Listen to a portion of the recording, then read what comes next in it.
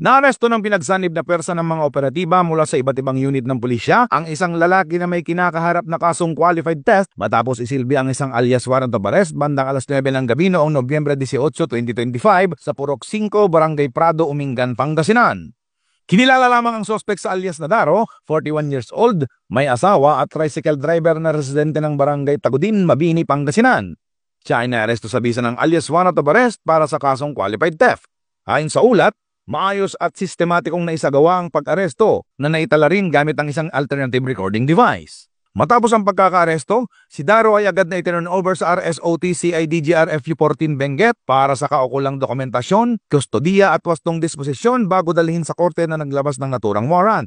Sa pamamagitan ng koordinado at masusing operasyon ng kapulisan, muling naipakita ang kahalagahan ng mabilis at matatag na pagpapatupad ng batas. Isang hakbang na patuloy na nagtataguyod sa mas ligtas at mas disiplinadong bagong Pilipinas. Mula dito sa Ilocos Region, ako po ang inyong PNN correspondent, Police Master Sergeant Robert Abella Jr., alagad ng batas, tagataguyod ng Balitang Pulis.